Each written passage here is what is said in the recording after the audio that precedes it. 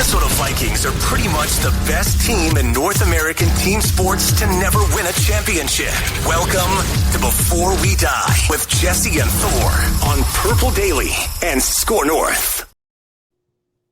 What's going on, everybody? Happy Boxing Day, happy Kwanzaa, happy post-Christmas and Christmas Eve. Hopefully you guys had wonderful holidays. This is Purple Daily's Before We Die. I'm Jesse Pierce, covering your Minnesota Wild for NHL.com, but this year, all aboard the Minnesota Vikings. We're here on a Victory Monday. We love it. He's Thor Nystrom. He's at the bottom of the standings of his own show, Thor's Hammers. So that's really good for all of us involved, especially for our producer, Ross Brendel over there, who is making a comeback. Christmas is over, Thor. I don't have to be nice anymore. So, it's just the truth. I just spit in facts. And Ross is coming for that second place. He's in second place right now, I think, above Thor. Oh, I still have my sights. You got to remember, we have at least one playoff game, at least one, as many as 4 for me to continue to close that gap. It's going to happen. I mean, I'll still win. As long as I still win, that's all that matters. We will have updated Thor's Hammers standings on Thursday, as always, plus new standings. I am on location, FYI, if you're wondering what is going on behind me. If my audio sounds a little funky, if a child comes through or a family member, I apologize.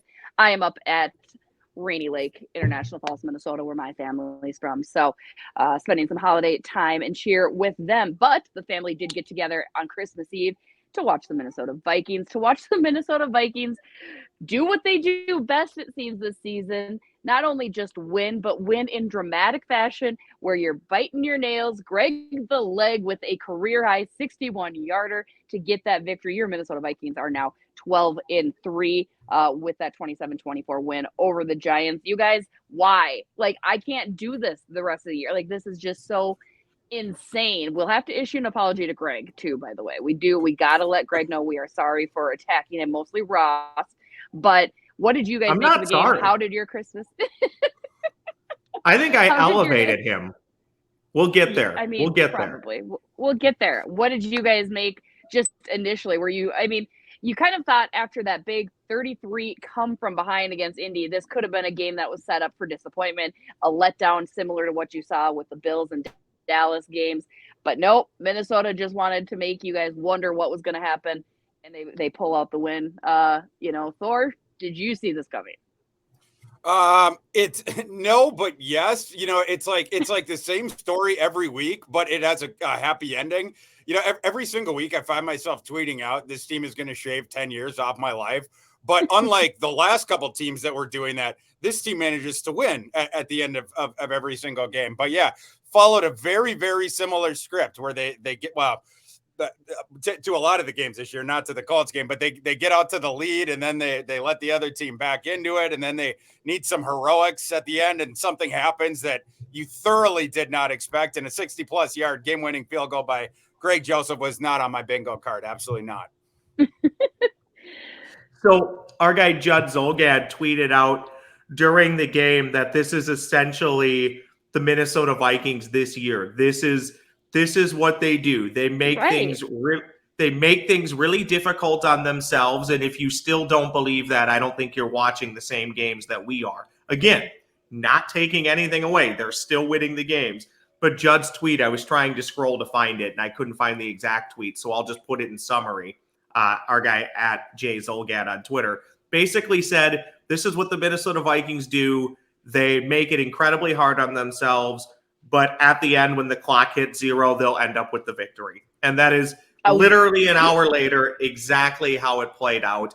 I'll say this. I continue to be hopeful that the Vikings will win a game comfortably. I know we'll talk more about the Packers and previewing that game later this week. Maybe the Vikings will go on the road and put Green Bay to sleep for the rest of the season, and maybe that'll be the game. I will say this, though. The Giants are okay. They're not great. They're not bad. They're a pretty good team. They're likely still going to be a playoff team. So you knew you'd be pushed a little bit. I thought there were obviously opportunities that the Vikings let slip through their hands to maybe pull that game, not pull it out, but make it a bit of a more comfortable victory. I will continue to say this. Ed Donatell's defense, better, still not good when they needed it the most. And if we're going to rip Ed Donatel all the time in a 12-3 season, I do think KOC continues to open himself up to a little bit of criticism. These play calls on 3rd and inches and 4th and inches, if the team wasn't 12-3, some of them are fireable offenses. Like, they're just really bad play calls. And at some point, that's going to have to change. And look, I get it. The first time they hand the ball off on 4th and a half a yard and get stuffed, that's all we're going to hear about is, oh, this is why they like to pass the ball. Okay, sometimes it's process over result, and you are passing the ball way too much on 3rd and 1 and 4th and 1.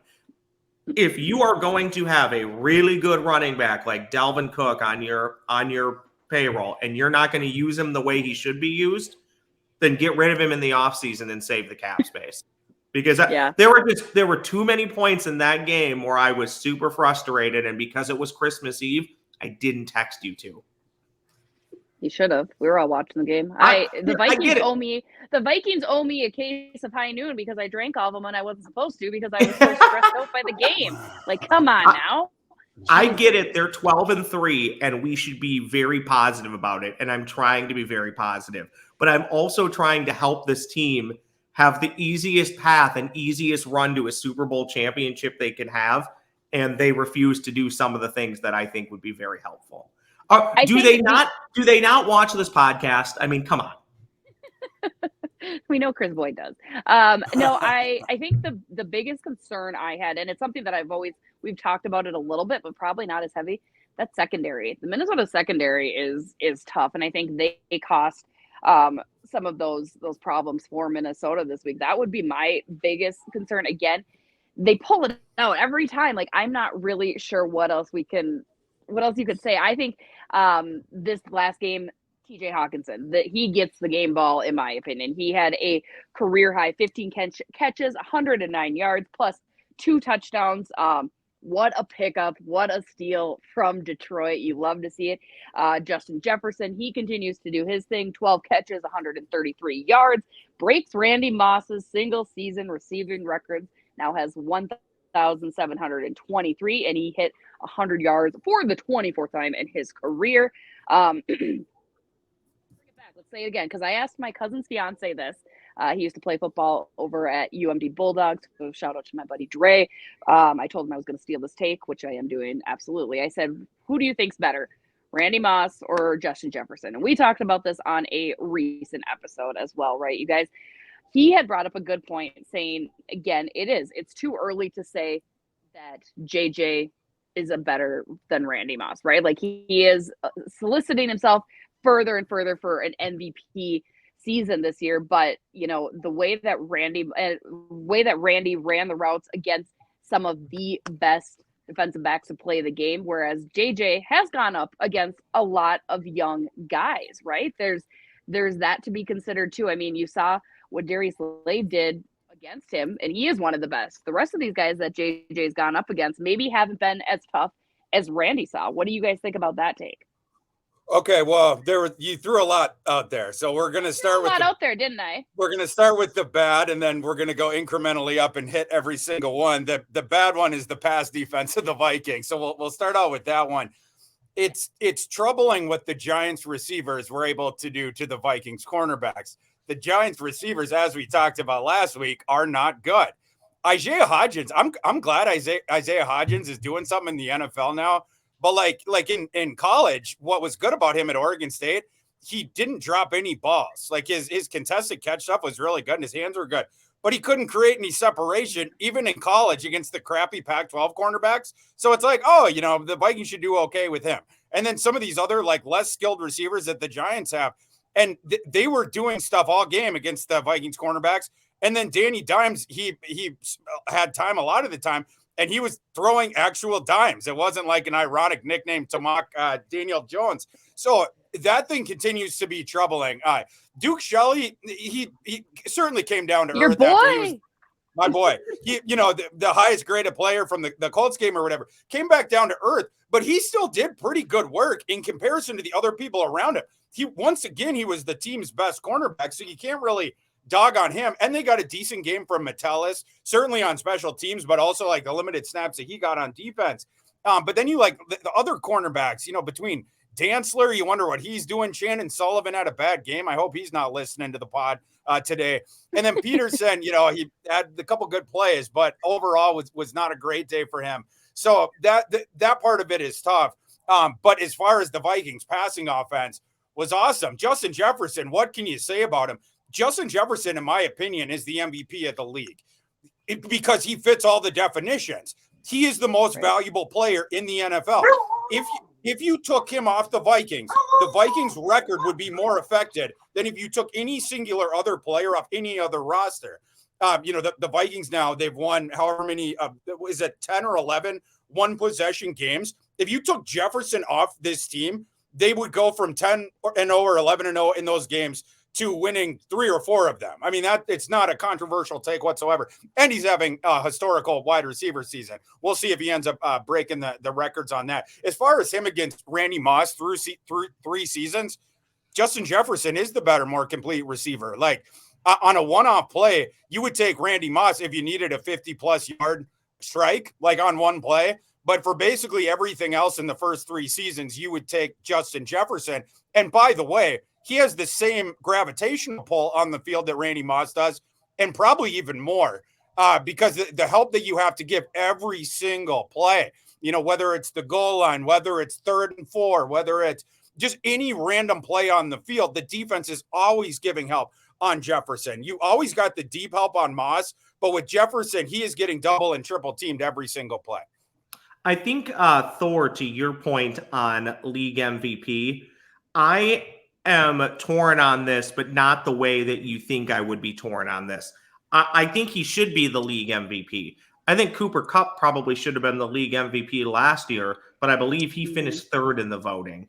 So if Cooper Kupp finished 3rd in MVP voting last year, that doesn't set great precedent for Justin Jefferson. However, at the end of the year, Justin Jefferson may have better numbers than Cooper Kupp did. My complaint is larger than this. And I've heard other people make this take before. So in a way, I guess I'm stealing somebody's take or rehashing it. We should just no longer have a league MVP. We should just hand out an award to who is the best quarterback in the NFL, because that's all they ever give the MVP to, other than Adrian Peterson's fantastic year. 95% of the time it goes to the quarterback.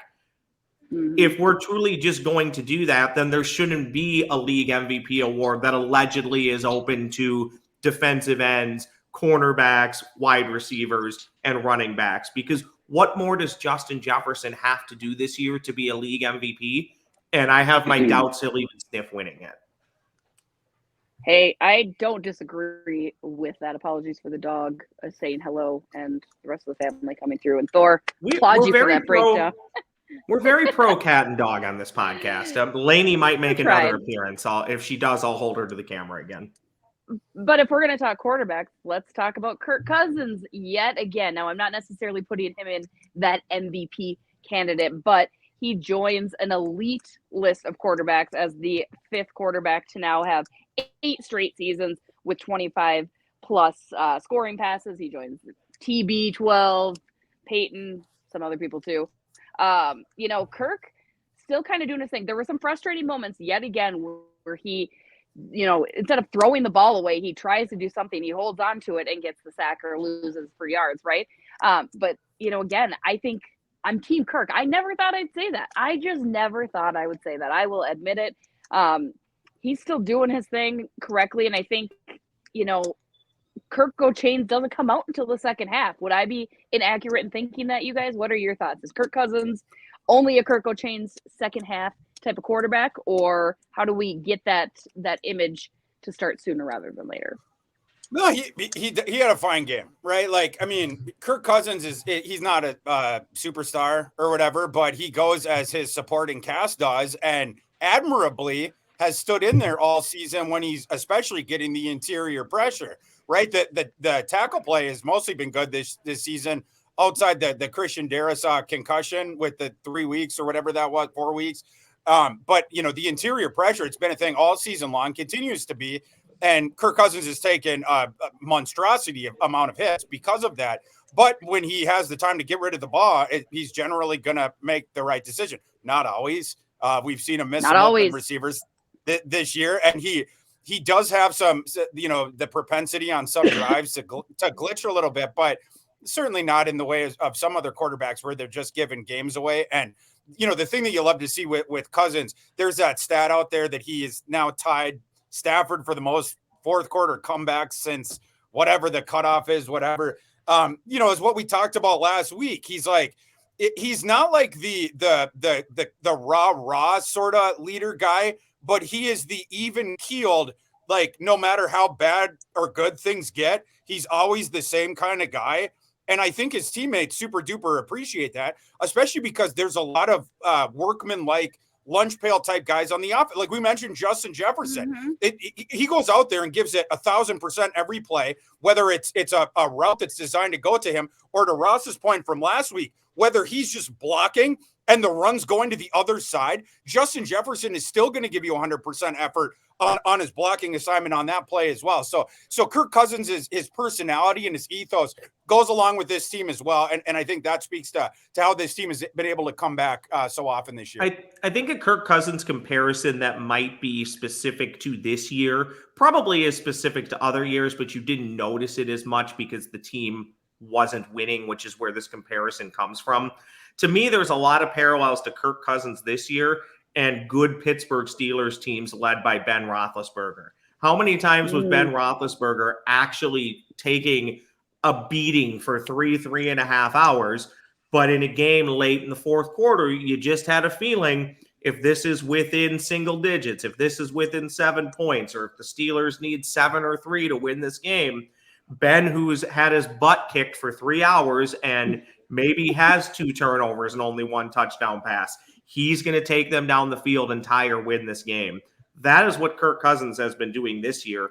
That's all I've ever wanted from Kirk Cousins. I've said this numerous times. I think most people believe this.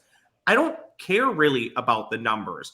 As long as the team goes 13-4, makes it to a Super Bowl, dare I say wins a Super Bowl, competes for a Super Bowl, I don't care if his numbers look like what Matt Stafford had last year. Throw 20 picks. I don't care. Win the game when it matters. Don't put up a bunch of yards when you're down by 20 and everybody goes, oh, Kirk Cousins threw for 320 yards today. Yeah, and 250 of them were when the game was over and it didn't matter. This is the Kirk Cousins that I love. This is the Kirk Cousins that I'm here for, and I don't have nearly that much to rip him for. I think he has been a part of the problem for years, not just with the Vikings, but with Washington. But the KOC dynamic has changed things, and that's where the Vikings were right. That's where they should get some credit. Ownership, Kwesi, however they came together on this decision for KOC, at least for this year, it's working, and it's been really fun to watch.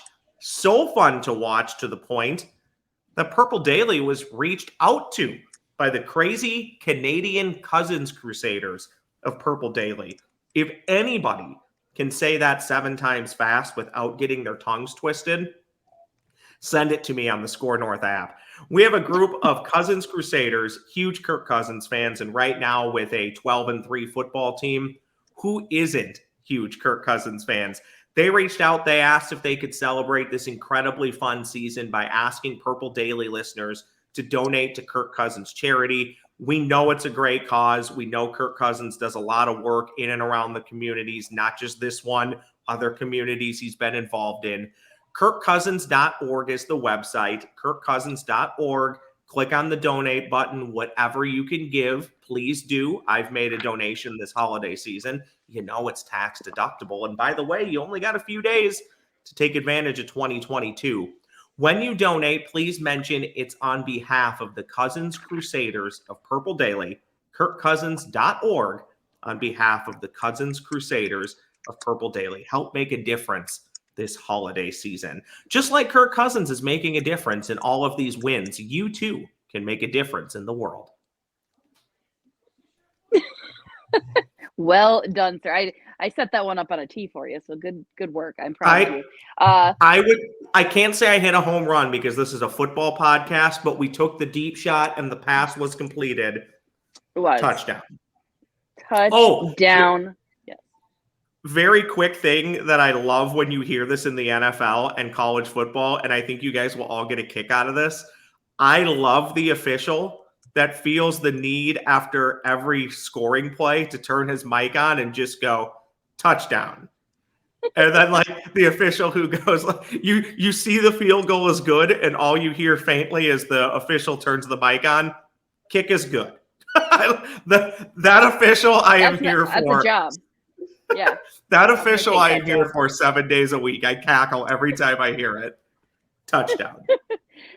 I want to stick with quarterbacks briefly just for a moment because we have to address Aaron Rodgers, you guys. Now, I know you guys all think I'm a closeted Packers fan. Maybe I am. I told you guys that Green Bay is going to still be Green Bay at the end of the day, and certainly Aaron Rodgers proved that. I have not seen that man smile so much as he did in yesterday's post-game interview. Obviously elated. They're still in the hunt. They're still in the chase. A-Rod had a pretty solid game. He even took a shot at the Minnesota Vikings, in case you guys missed it during the post-game comments, saying, yeah, our next two opponents, they play inside and, they're coming to Lambeau. We'll talk more about the Minnesota-Green Bay matchup come Thursday. But you guys, how are we feeling today knowing what's on the line now come this week? And this game got a lot more important. Actually, it just got important, period, if you ask me. Well, I'm not afraid of the Green Bay Packers whatsoever. In fact, if I was the Vikings, what I would consider doing is punting this game to them so you get a freebie in round one.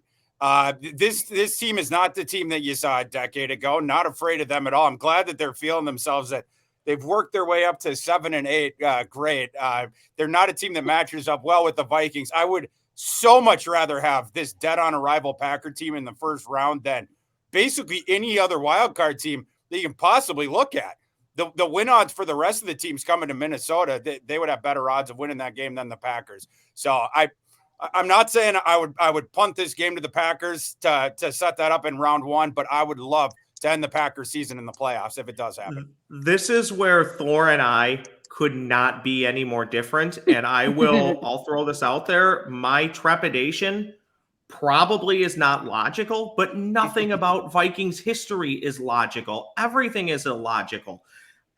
Look, I said on the Twitter machine at Brendel Ross on Saturday, everything was coming up roses for the Packers. Everybody in front of them that could lose did lose. Then they get just an awful performance by Tua and the Dolphins yesterday. I said this 2 weeks ago. Green Bay is making the playoffs, which, yes, is tipping my hand to something that we'll talk about in Thor's Hammers on Thursday. Green Bay is making the playoffs.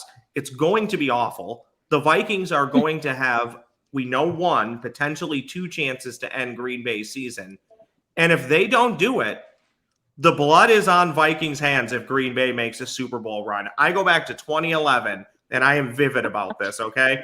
I saw the Packers Super Bowl championship brewing a month before everybody else did. I have Bears fans in my life. I told them, if you let the Packers win Week 17 and get into the playoffs, you're going to pay for it when they win the Super Bowl. Not only did they let the Packers win in Week 17, the Bears then turned around and let the Packers win in the NFC Championship game. Oh, but don't worry. The Steelers are going to beat Green Bay in the Super Bowl. It's not a big deal. Wrong. This is the hell that is our lives, people. If the Vikings can't end this, oh, God, I can't deal with it. And again, I fully admit that I'm wrong. I could be wrong. I'm panicking. But this is our life as a Vikings fan. If the Vikings don't go to Lambeau and beat Green Bay next weekend, my quench factor, my whatever you want to call it, is through the roof. And you say this, Thor texted me yesterday, this isn't the Packers team of 10 years ago. You might be right. This Packers team right now, Thor, though, infinitely better than they were a month ago. And dare I say, albeit on the outside looking in, the Packers might be the third best team in the NFC at this moment. Oh, stop it.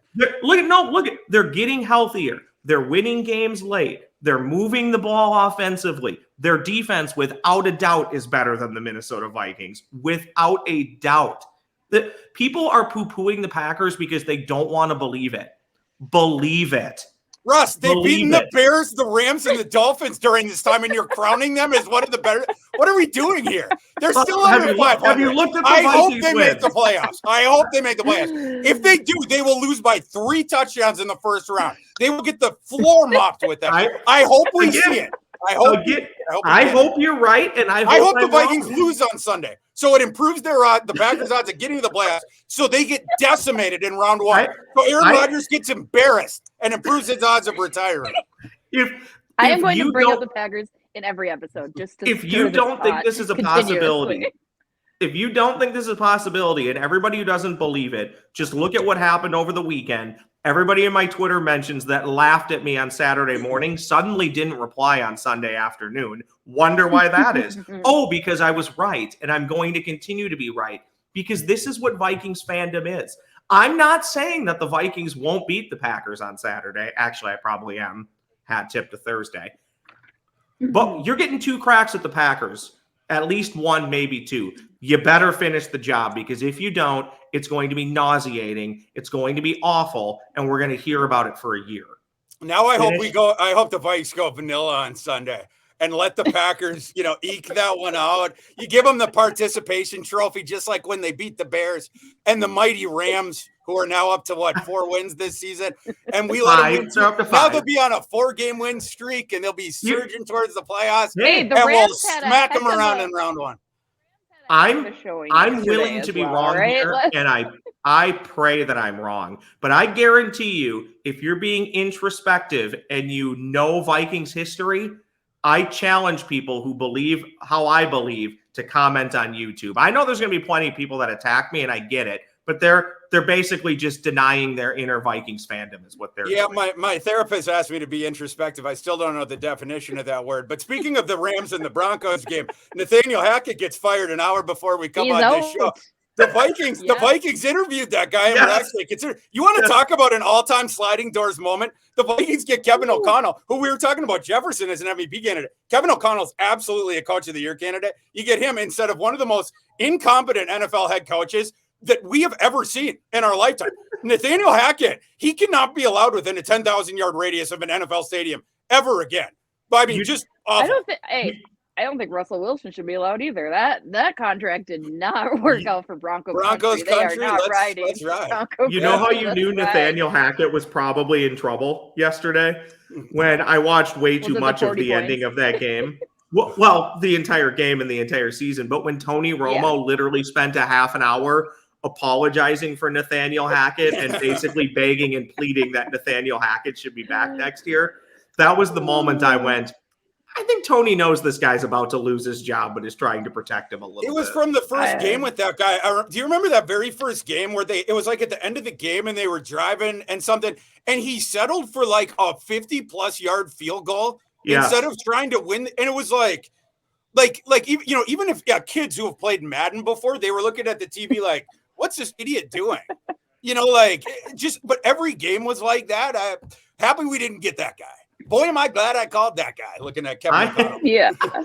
I am more convinced than ever that NFL teams and college teams need to employ the common guy coordinator or just somebody who can help with timeouts and stupid play calls because all of these guys and gals are so smart, they're chronic overthinkers. Except for Nathaniel Hackett, who would be he's just not smart enough to think. Than the common guy, any common guy that they brought in for the coordinator. Nathaniel Hackett would be like, oh, that's interesting. Can you walk me through that? And as he's doing it, the play clock goes to 0, like something like that. Yeah, perfect. He'll be back somewhere because it's the NFL. Yeah. No, I mean. Maybe he goes back to the Packers.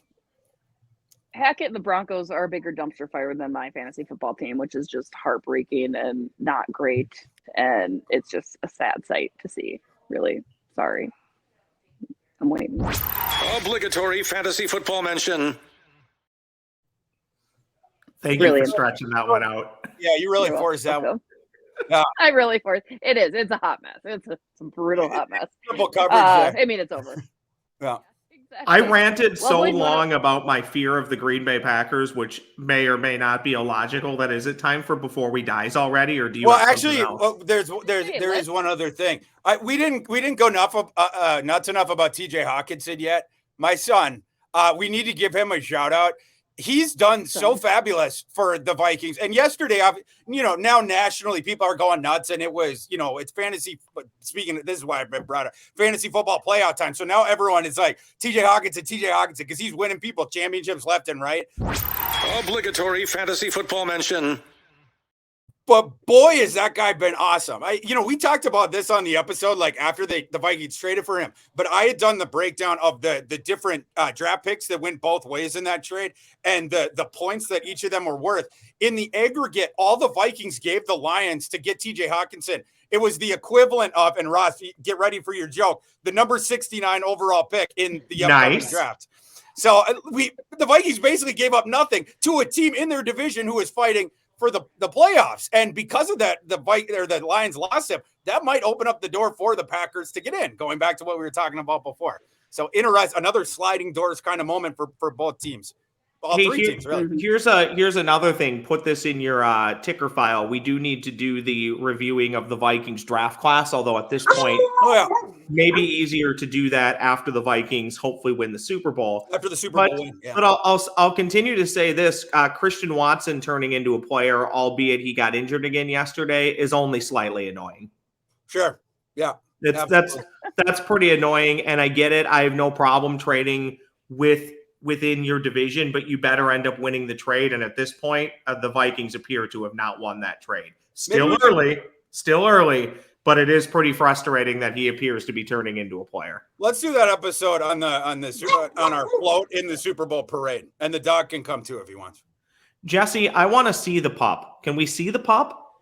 Well, no, before we die, we'll have a whole little showing because I've got props. But then you can see the pup. She tried to sneak in here. I'm sitting on a floor, by the way, just chilling.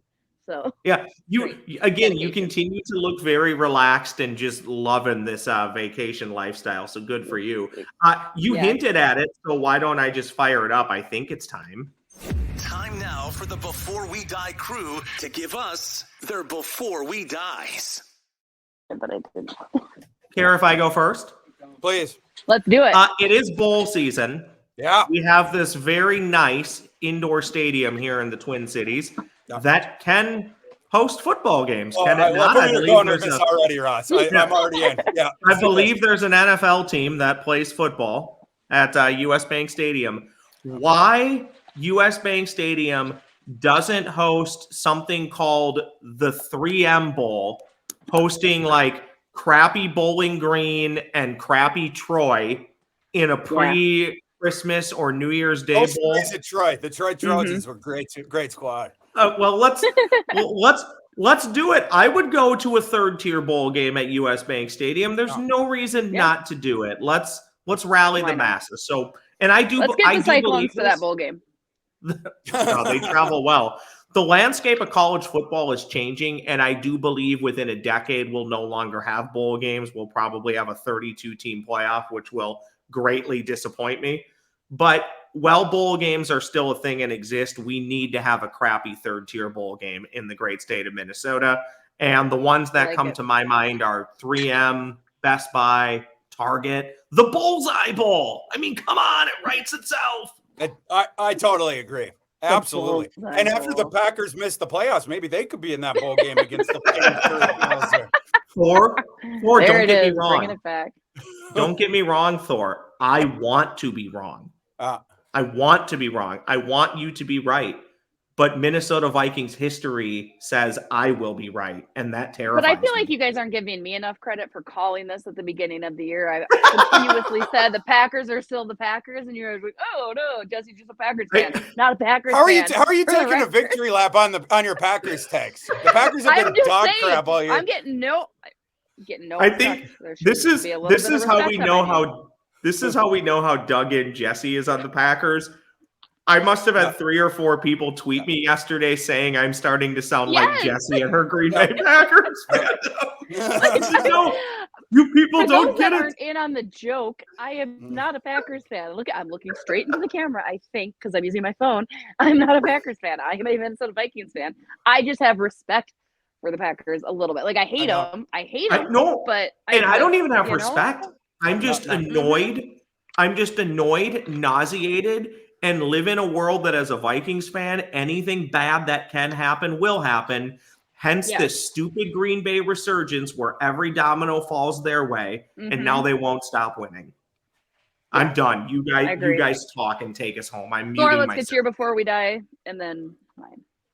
Sure. I was gonna I was gonna pull up a test. So my one of my Packer buddies in town, we're gonna go out and watch the game with some other, of course, the rest of the Vikings buddies, and we're gonna go out to a bar, and so we were on to watch the game on Sunday. So we were making up the plans for that.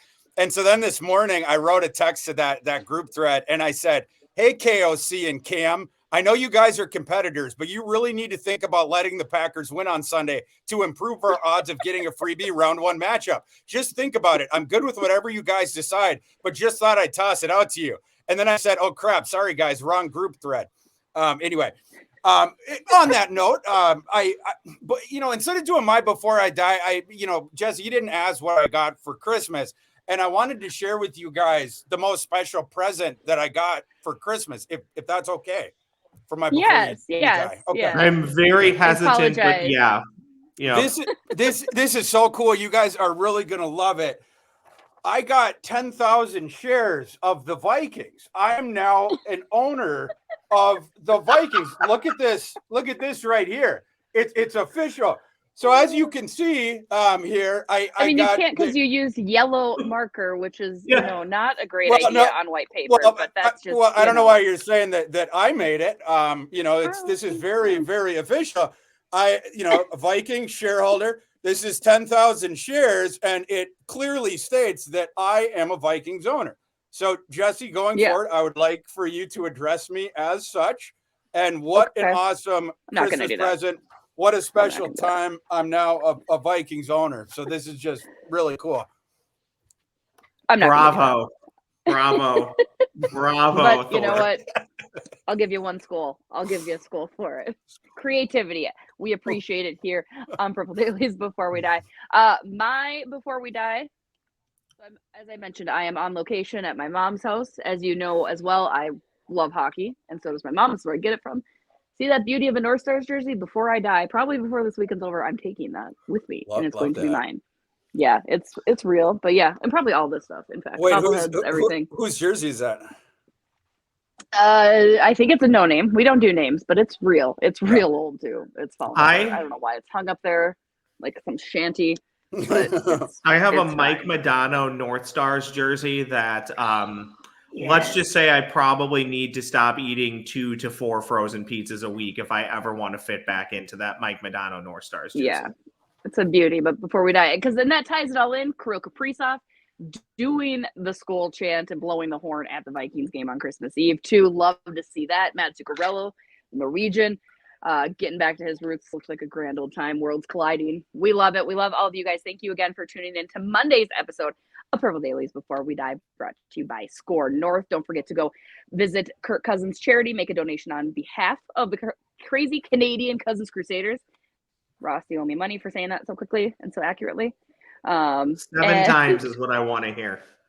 I'm not going to do that either. But just like I'm not going to call Thor an owner. But maybe someday. As you can see. Again, thank you guys for checking us out. We will have another episode on Thursday looking at the Packers game against Minnesota coming up at Lambeau. That should be fun. So be sure to come back and check out Thursday's episode. As always, share, check out all of the Purple Daily content. Lots of Viking stuff. You know the channels, the shows, and hopefully you guys are enjoying this one in particular. Have a great rest of your week. We'll see you on Thursday. Skol Vikings! Duval! First place, Duval and Hennepin.